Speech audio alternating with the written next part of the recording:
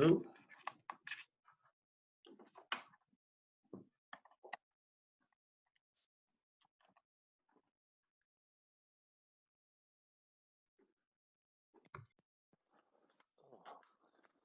Sorry, late start today. Like kids were getting ready for lunch. I'm like, oh no, get ready for class here. Let's see. We are recording. That's good. Share the screen. All right. What else? Get the chat window up. Let's see. And I should get up our practice. I feel like we did part of it last time. Oh. All right.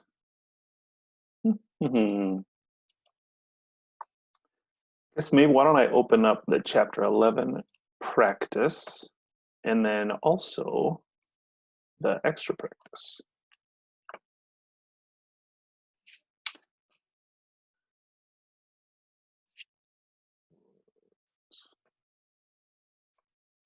There's that one.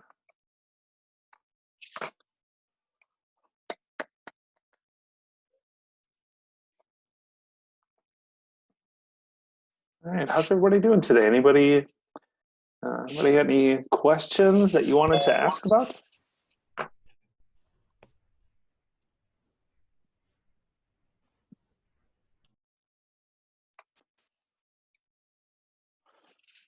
Any requests for, where is the, from the practice for this week? Any requests?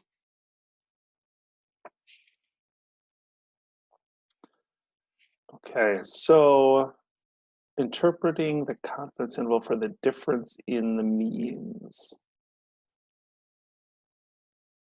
Okay, so that one would not be comparing the mean difference. That would be paired means. That's 11.2. Or did you want to talk about like both of those, whether it's comparing two different means or comparing like paired means? Did you want to do both or both? Okay, so let's talk about that. Let me just get a new Word document here. So the key question is, when you're comparing means, is it really comparing the means of two independent populations versus two, are you comparing a mean, like a mean difference between two paired populations? Okay, so the first thing you have to do is when you're looking at a mean question, you have to ask yourself, are these two completely separate populations? Like a lot of experiments are going to be independent. They're going to be like if you want to know if one drug helps people reduce their heart rate or not, like how much does it reduce, or not heart rate, but like cholesterol levels. And so this one had a mean cholesterol drop of this. This one had a mean cholesterol drop of this. So which one's mean is better, is different. So you're looking at comparing the two means. So those are two independent populations. When you're looking at a mean difference, it's often like a before and after, or you have two people are somehow paired and they're matched together somehow. It's usually the same people before and after.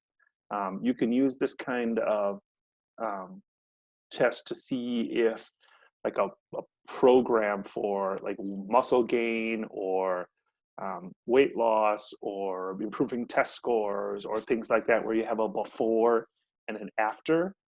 And so you're not comparing two independent samples and comparing the means. It's the same sample before and after, and what you're doing instead is comparing the mean difference. So how do those look? Well, the first one, and it's a little confusing because it looks similar, if I remember correctly, in StatCrunch. So the first one would be the null hypothesis is that the mean from the first population equals the mean from the second population. Computer's like super laggy. That's weird. Okay, and then the second example there would be the null hypothesis is that the mean difference, like the mean before minus after kind of thing, is equal to 0. So there are two important things here that are going to go into Brittany's question about interpretation. The first one is in number 1. Remember when we did, whoops, we did the example in our extra practice about the hydroxychloroquine, I don't know. I had it like memorized by the end of the class. But anyway, we did like different populations there, and we had to specify which population was which. So that's what you're going to need to do here. You need to specify population 1 equals whatever that is, and population 2 equals whatever that is. And then the same thing for the mean difference. It's a little bit different. What you need to do here is specify what does D equal? Like, is it before minus after?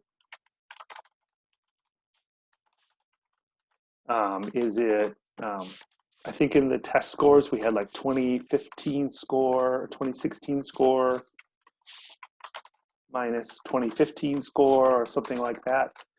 So that's going to depend on the problem. You have to specify that because that really helps with the interpretation.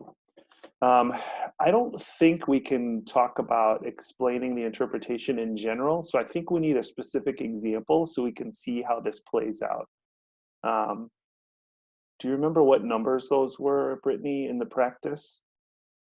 I think it's like this is one of them. I don't know if there are any confidence intervals there, though. Do we have confidence intervals, or is it just in the homework?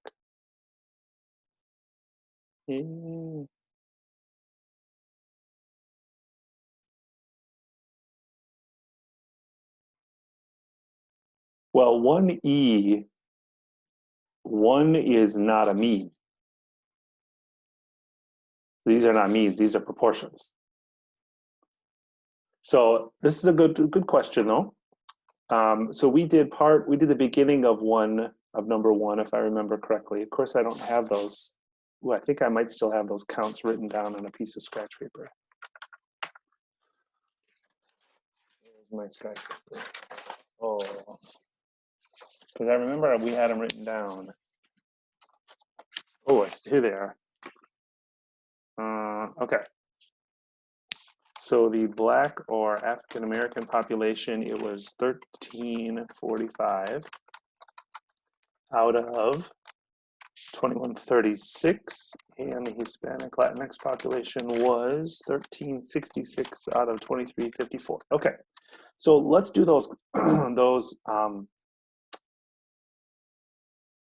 questions here about difference in the 2%.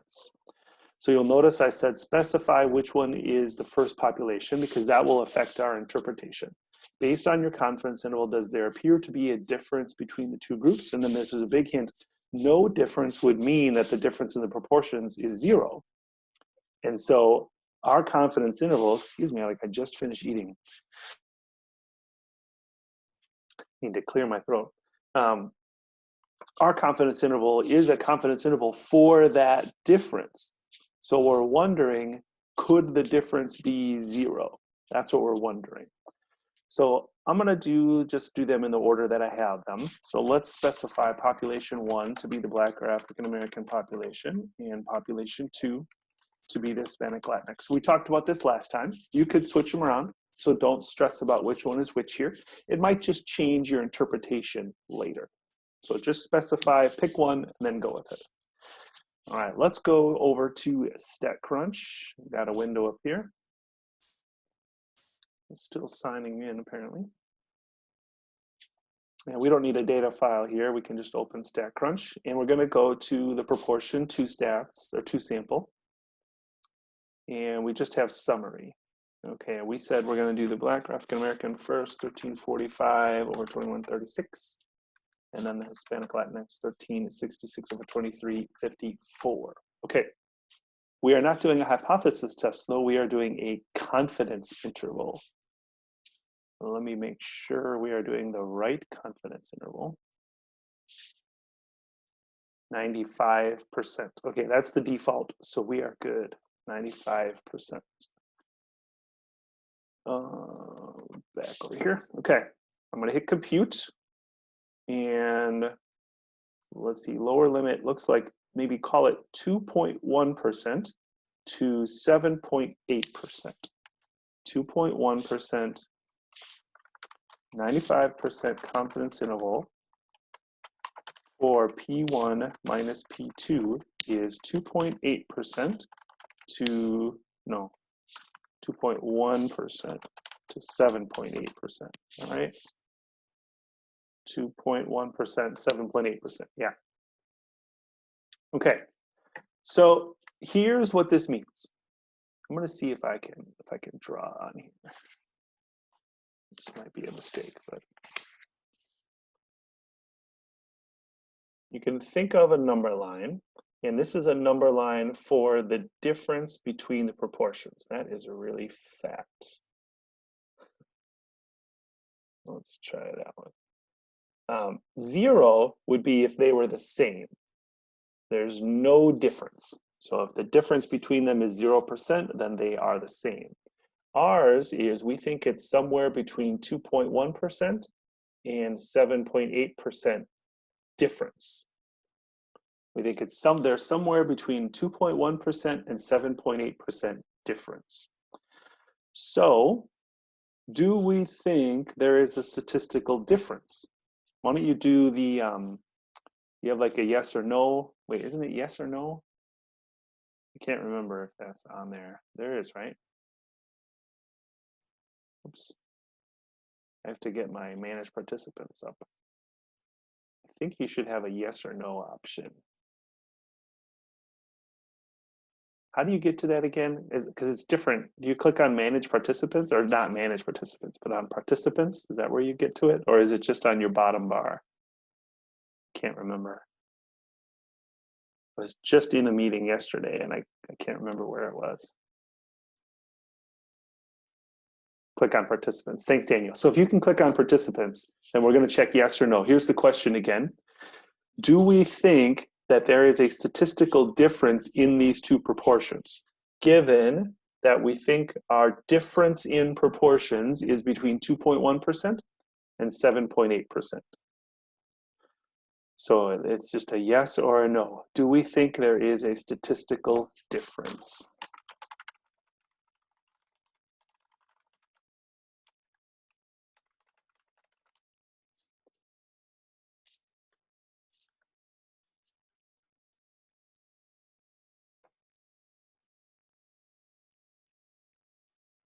So far, I only see one brave soul answering.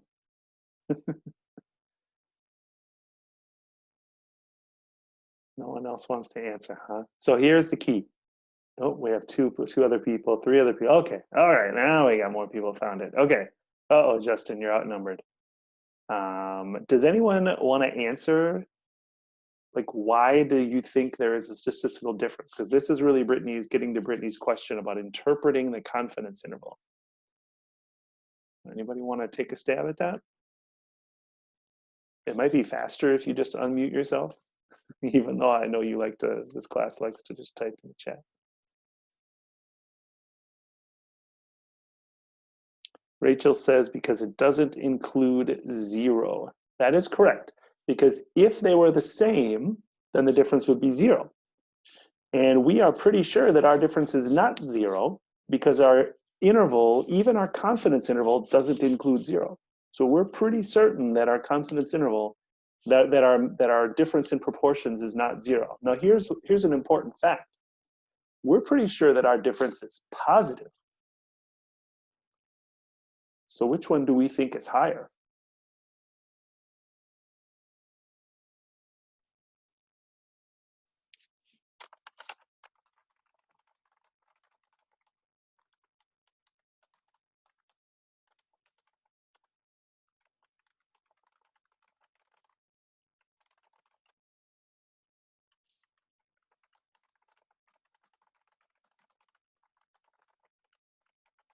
You fill in those blanks. So because our interval is positive, which proportion do we think is higher?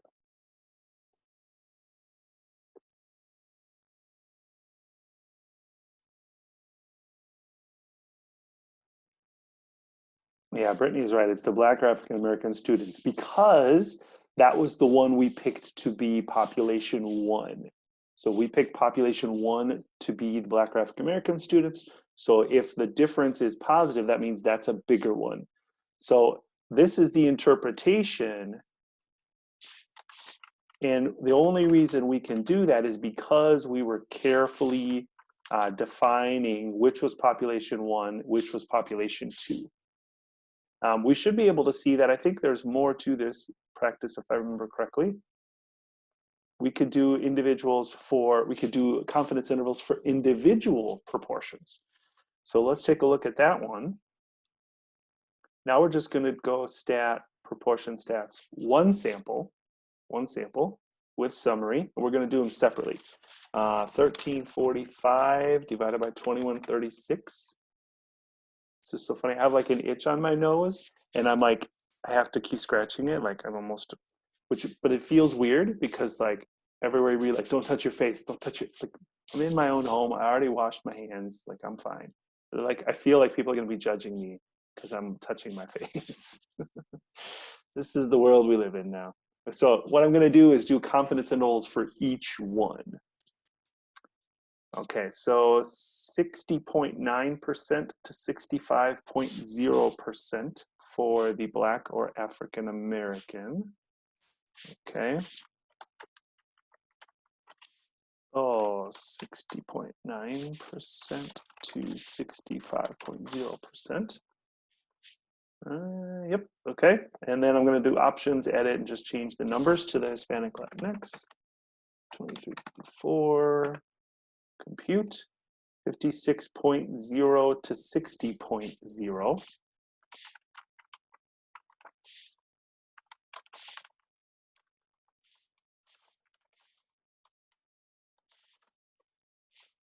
Okay, making sure 56.0, yep, 60.0, okay. So now looking at that one, does that tell us any, like what, does that mean that the Black African American is higher? Like how, does that confirm that? Does it seem to contradict it? What do you think? Does this, it's gonna be a different because, but would we say the whole, could we say the same thing because, and then a different reason now, we can say it's higher. Is that true? Like what, is there a reason that we could put in there?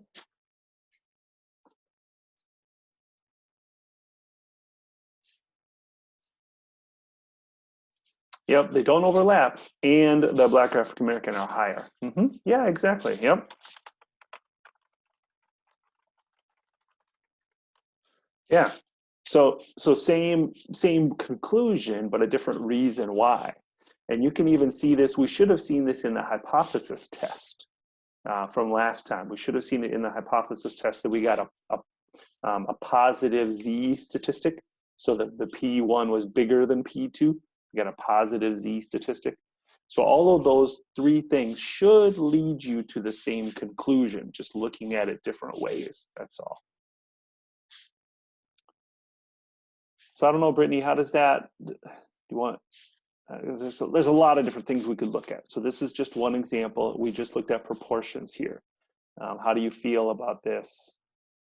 Does that help? Would you like to do some more? Okay. We do have two additional examples. We do have a mean example and a standard deviation example, so we can do those later too. While we're in the practice, does anyone have any additional questions from the Chapter 11 practice?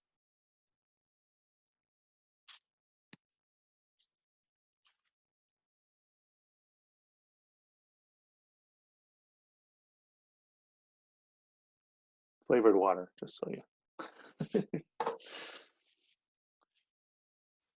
All right, number 7.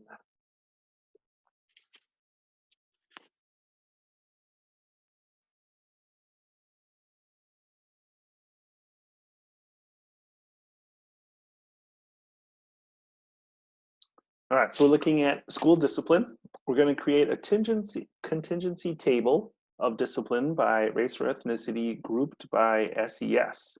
Ooh, okay. So there's a lot of stuff here. They should have 8 total values. So here's what we mean by that. Let's go over to StatCrunch and let's see, my groups. And here's your group.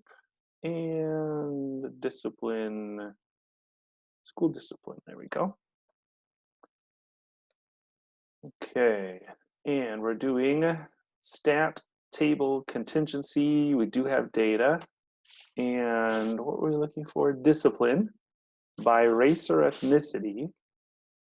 Discipline grouped by race or column. So discipline by race or ethnicity, and then grouped by, this is socioeconomic status, so like income level. And if you recall, the income level was whether or not their family could afford to pay for school lunch or whether they qualified for free or reduced lunch. Now, there's a lot of stuff here, but we are going to focus on black and white counts and total frequency. So I'm going to just copy this for now, and then I'm going to clean it up. Oops. Yeah, sorry. I'm going to clean it up. I think I added a bookmark accidentally there. Yeah, I don't need to add that. Oh, so sad. I have this folder for 120 statistics projects data. Oh, we had to say goodbye to that. Now we're getting to the parts where we could be working on our project and doing like this cool analysis. So I'm going to use this number 7 here just as some scratch. Let me go to a new page. There's a lot of stuff in this file, in this table, but we just want to trim it down. So the paid, we have white students. There were 256 who had discipline referrals out of 770. And then black students, it was 464 out of 706. Okay, so that's of the students whose families can pay for lunch. And then the free and reduced, I'm just going to delete all this because I have what I need from that first one. Wait. Oh, I mixed them up. That's free or reduced. I was like, wait a minute. Free or reduced. Okay, so those are the free or reduced. And then scroll down here. The paid looks like white are 688 out of 3234, and the black would be 64 out of 209. 64 out of 209. So all I'm doing there is just counting, just getting the counts because I'm going to need those to do the tests. So this is clearly going to be a proportions test, right? Because you have the proportions. By the way, my new background looks cool. Does anybody recognize this? It's from ECC. Do you know where it is?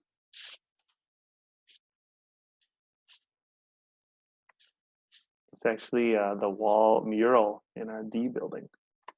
Okay, so let's take a look here. All right, we got 8 total values when you're done. Yeah, right, we had 8 total values. Right, 8 numbers, okay, we're good.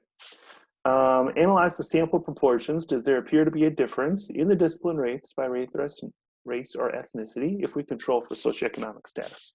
So for B, we're just going to do and kind of get an approximation of these. So get your calculators out, kind of grind these out. 256 out of 770 is about 0.332. 464 out of 706. Whoa, 0.657. 688 divided by 3234, 0.213. And then 64 divided by 209, equals 0.306.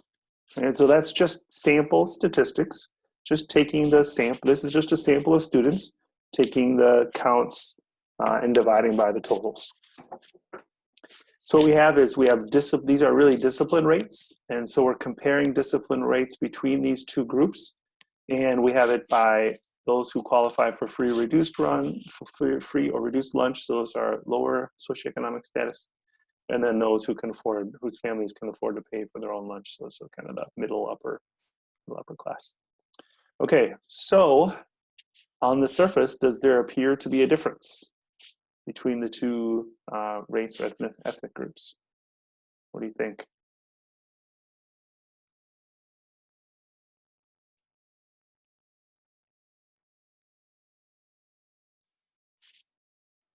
Does there appear to be a difference? Yeah, certainly looks like it, right? Certainly looks like there is a difference. Definitely for those that qualify for free or reduced lunch, right? It's like double. It's like double. Here it's not double, it's like 1.5 times, but it's still, I mean, that's a pretty big difference. My guess is I don't even need to do a test. These are going to be statistically significant. We are, of course, we're going to do some more rigor. We're going to actually do the test. But that's a pretty big difference for that difference just to happen randomly. So,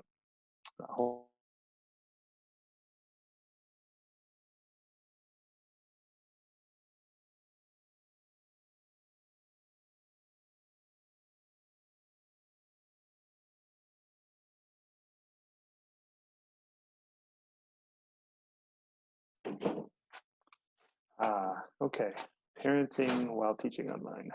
Do not recommend it. Okay, so that's all we had to do there was just kind of eyeball it. No tests yet. Okay, we're going to perform 2 hypothesis tests to answer the research question.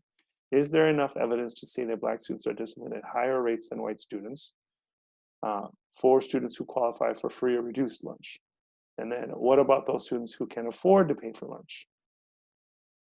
Okay, so we're going to do 2 hypothesis tests, one for the ones who can pay for their lunch and one for those who can't. So we're going to do 2 different tests. We do need to check the conditions. They should be met here. If you recall, the conditions are, there's a bunch of n's, but it's n times p, don't capitalize that, times 1 minus p must be at least 10. So you need to do that, actually, you need to do that for both of these, and then also for both of these, because what we're going to do is we're going to compare the 2 proportions. So we're going to do that twice. So we would need to do, it's really N1, P1, and then N2, P2. There's a lot of tests here. I'm not going to do all of them, but it would be like doing 770 times 1 minus, nope, sorry, times 256 over 770 times 256. 1 minus 256 over 770. And that will definitely be greater than 10. We'd have to do the same thing for the 706, et cetera, and then that would determine whether or not we can do that test. And then there'd be another one, we do it again, n times p times 1 minus p being at least 10. We do twice again for this one, 3234 times, et cetera, and then 209. That might be the only one I'd be a little nervous about. It should be good, because it's smaller. The sample size is smaller. Let's just check that one. In fact, I think I can just copy and paste this into Google. It will do it for me.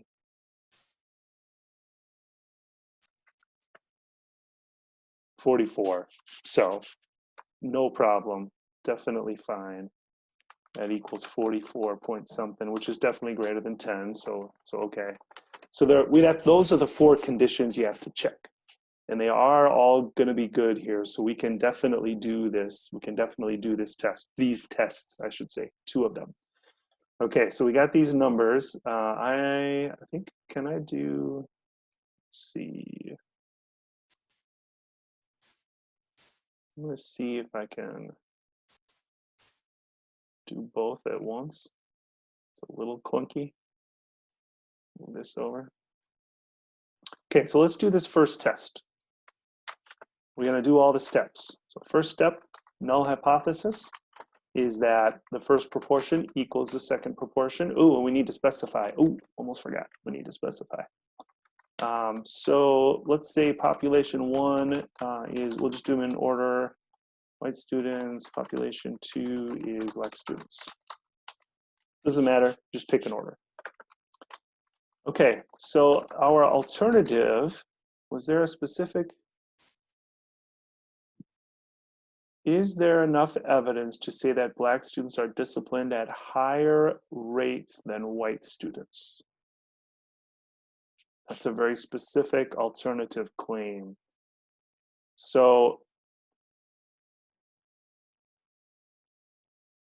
what should be our alternative here?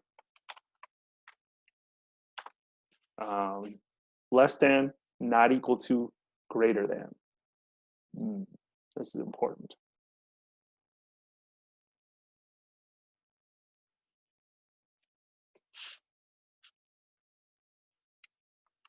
Yeah, Daniel's got it, less than, because the claim we're testing is that black students are disciplined at higher rates than white students. So then P1 would be less than P2. You could also say, in other words, P1 minus P2 is less than 0. Right? Just subtract P2 from both sides. I'm doing it that way because I think that's the way that StatCrunch does it, right? Didn't we? I think we had this discussion on Monday. Okay, we're given alpha 0.05, the 5% level of significance. Okay. And so now we need to do our test. If it's okay, I think we'll just do the first one. I think once we do this one, you can do the second one on your own. So stat, proportion stats, 2 sample with summary. 256 out of 770. It feels weird to call these successes because this means they had a discipline referral, right? I mean, that's just the statistical language. It's not, doesn't mean it's actually a good thing. Okay, so type in the number of successes, the number of disciplines out of the total, and then same thing for black. We got them in the right order, white, black, and then less than. Okay, I think we compute. Oh, out of space. Well, look at how big that z is. Really very negative. Negative 12.47. The p-value is not equal. It's less than 0.0001, less than 1 in 10,000. So these are really different. And the odds of them being that different randomly, it's basically impossible. So we would reject the null hypothesis. And there is enough evidence to say that black students are disciplined at higher rates than white students, or students whose families can't afford to pay for lunch. Right, this was that subgroup, right? This was just that subgroup. Now, one thing that's important to note here is it doesn't say why that is. We've talked about this before. It doesn't say why that is. We might have some assumptions why that might be. A lot of those are based on our own personal experiences and what might prompt those feelings, but we can't certainly from this claim something about whether, you know, the two options are that one group is over disciplined, disproportionately disciplined, and the other is that one group just, you know, has more discipline issues and creates them. So the key is that this is not an experiment. Those experiments have actually been done. And we had one, actually, we talked about it on a test. There was one question where an experiment was done. So those experiments have been done and they show pretty clear bias. It's just to be clear, like if we were to talk about this in the future, we can only claim there's a statistical difference in the discipline rates, not why that difference is there. So I think that's C. And yeah, then you'll once you do the rest of C, you should be able to answer D. How do you feel about that, Daniel? Does that cover your needs on that one?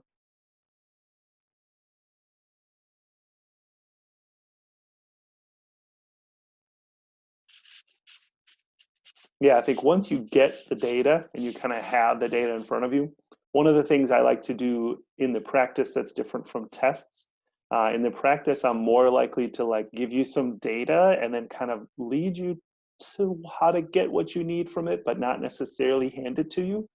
Because you're more like, that's what researchers do. They don't have like, hey, use these numbers, right? You got to figure out what numbers to use. But on tests, I don't know, that's kind of like an additional layer of complexity. So on tests, I'm more likely just to give you the counts and say, hey, here are the counts. Show me that you know how to do the test. So it's kind of like a mixture there. So it's definitely, a lot of these, I feel like the A and B, like understanding what you're given is the hardest part. Now, once you have the data, then you just plug it in StatCrunch, do your hypothesis test, and it's a little bit easier. So that makes sense to me. Okay. Any other specific requests? We do have 2 additional examples in the extra practice that we could do, but I'd rather focus on questions that you had from the homework or from your practice.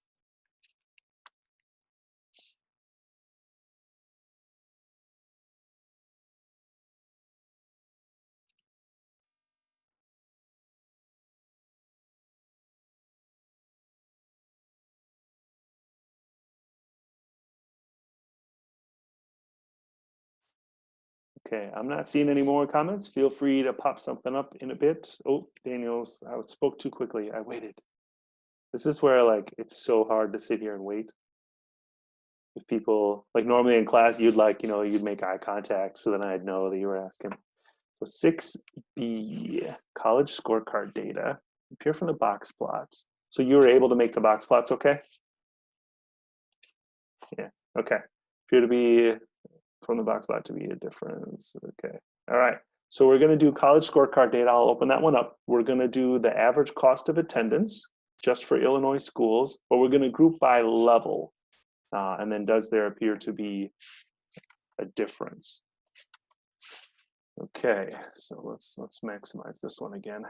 It's kind of nice to have them side by side, but then it's made it a little hard to read. College scorecard data, okay. This is real data too, by the way. This is actual. I think it's 2 or 3 years old, but it's pretty similar to where we are today. We were doing cost of attendance, right? So we're doing box plots. We're doing cost of attendance, where state equals, and I think it's capital IL, and then we're going to group by, what was it? Level? Wasn't it level? Group by level, and show the box plots horizontally. This isn't necessary, but it helps. And then we're actually going to take off the outliers. That was in there too, for this, just for the purposes of this exercise, we're going to take off the outliers. So if there's like a super expensive school, we're just going to ignore, like kind of group it and just see the bar. Okay, so we'll compute. Here we have this graph. So we have 2-year colleges. We are in there somewhere. Where do you do edit? Find Elgin Community College. Probably needs that spelled. Okay, there it is. Oh, look at that. Okay, so we are right here. We're actually on the bottom. We're like the 25th percentile of 2-year colleges in Illinois. I would guess, by the way, that all of these down here are all the community colleges. These also include private 2-year colleges, like special cooking colleges and stuff like that. So ECC's down here. Remember the key to this question about whether this shows, this is Daniel's question, does there appear from the box plot to be a difference in the average cost of attendance at universities, 4-year colleges, versus 2-year colleges? So the key is what the box plot represents. The middle bar is the median.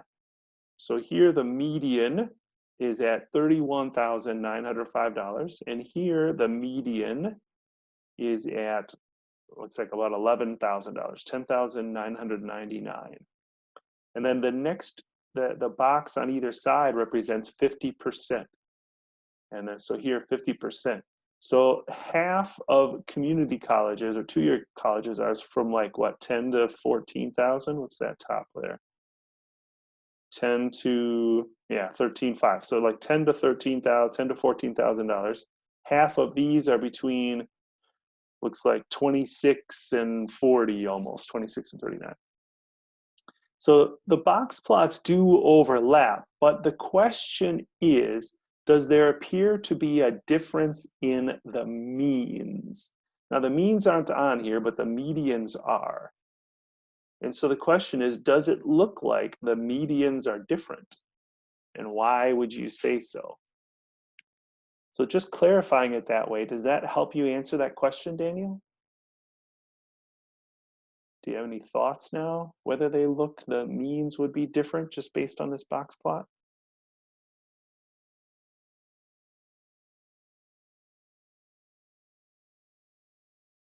Or if anybody else wants to jump in, what do we think? Does it look like the means are different?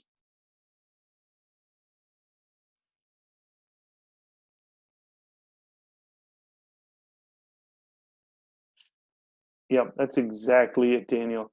I wonder if we could we get, how could we tweak this? Let's do, I'm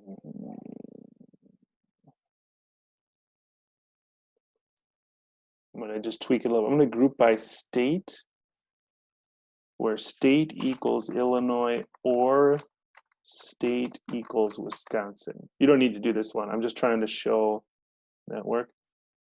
Okay.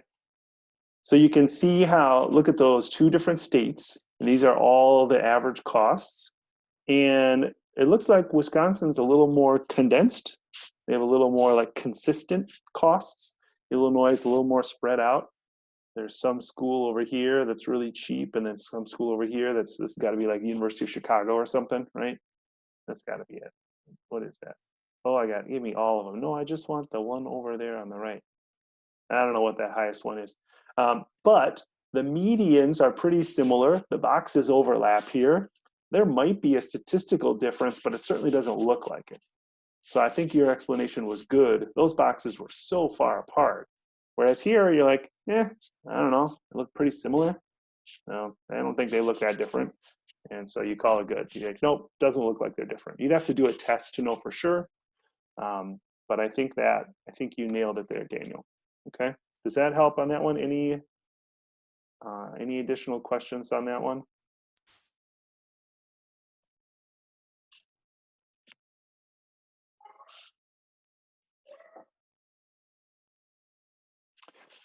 So this is a challenge. If you look at doing the test, you have two options here. We're comparing means. So it's a t-stat, two sample. They're not paired here. They're not paired. So we have to either do with data or with summary. With data is a little challenging. Did I give you any hints about how to do it? No. Okay. So you can do with data. I think you're probably better off doing with summary. And here's why. You see how with summary, you need the sample means for each of the groups and the sample standard deviation and the sample size. So you can get this under stat, summary stats columns, where you're just going to calculate the mean and standard deviation. So stat, summary stats columns. We're doing average cost of attendance, where state equals Illinois, and then we're going to group by level. So exactly the same thing you did for the box plot. Average cost of attendance, state equals Illinois, group by level, and I'm just going to click, I need N, I need the mean, I need the standard deviation. And then what that'll give me is that'll give me exactly what I need. It gives me the sample size, it gives me the mean, it gives me the standard deviation, and I can then use those in the stat t-stats to sample with summary screen. You see how I need those? Oh, it's not gonna, there we go. And I can just type in, oh, this one we would need to specify. I'll just do them in order that they are there, but we need to specify which one's population 1. So sample mean 13,368.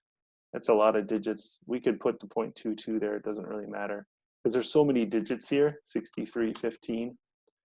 Sample size 59. Sample mean 33,633. Sample standard deviation, 10,018. Those are really spread out, 10,018. Sample size 86. And I think, is there a difference in average cost? Now, if I were doing this test, I would test like two-year colleges have to be cheaper, right? So I would do our two-year colleges less expensive, but that's not the way that it was worded. It just said, is there a statistical difference? So we can just do a difference here. Just do a not equal to. And then compute, and it definitely will be, because Daniel nailed it already. Those boxes were very different, and you can see we have a really small, we have a large negative t statistic and a very small p-value. So it does look like there is a very clear statistical difference between them. And in fact, that the mean for two-year colleges is much less than the mean for universities. So you can do with data there. I think it's a little tricky. I think it's easier to do with summary. And again, the way that I got these values is I did stat, summary stats columns, and I did our variable, average cost of attendance. I did the same thing as the box plot. I only want Illinois schools, and I want to group by level, and then hit compute. And that's how I got those. Whoops, I had everything there, but that's how I got what I needed. We didn't need, we just need n mean standard deviation. Does that answer your question there, Daniel?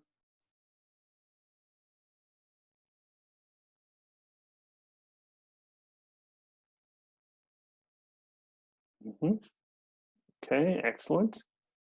I think we might be out of time. We have a couple more minutes here, and I don't have a class at 2, so we can maybe do one more.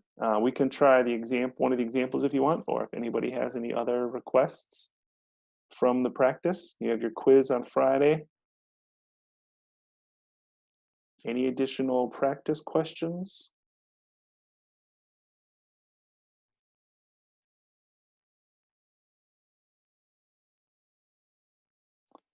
That's a good question, Brittany. For the F distribution, should we square the numbers before we plug them in? So that's like here for number 5, where you're comparing two standard deviations. The key is there, maybe I could have a few more windows open here. You're doing variance stats to sample. And if you're doing with summary, so you don't have the raw data, you're doing with summary, the key is it's asking you for the variance. So if you have the variance, you just put the variance in. But if you have the standard deviation, then yes, you need to square it. And I think that's what you're asking about, if I remember correctly, is number 5 here. These are actually my friends. They do actually own a farm in southwestern Minnesota, but I totally made up all the rest of it. Those aren't actual feed names, and I have no idea if these pounds are correct at all. I could ask them. That would be interesting, but they're actually in rough shape right now because I don't know if you've seen the news, a lot of these meat processing plants, there's one in South Dakota that had to close because they had so many cases of the COVID-19 there.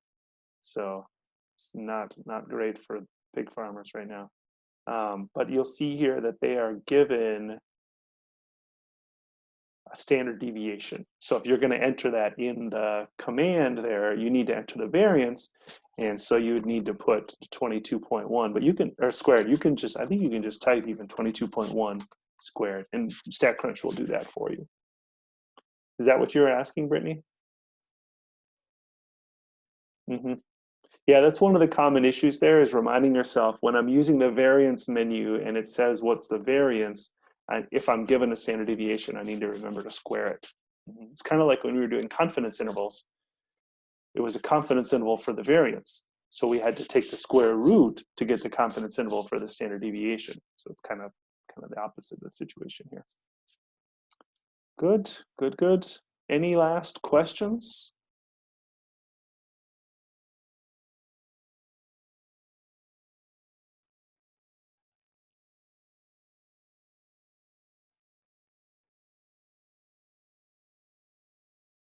Okay, well, this is actually, I feel like we are doing great. So let me just remind you what the schedule is. Update. You have your penultimate homework assignment due tonight, your second to last one.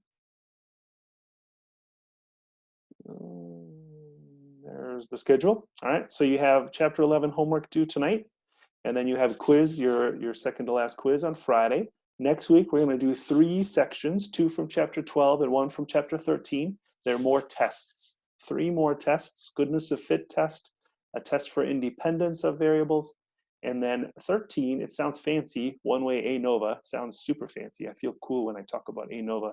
But what it is comparing multiple means. Are these means from 6 different populations all the same or not? So that'll be next week, and you'll have 1 more homework assignment, 1 more quiz, and then Monday will be our last class day, Monday the 11th, and then I'll release the last exam. It should be exam 4 there. I'll release that Tuesday morning at 8 o'clock, and it'll be due by Wednesday at 2.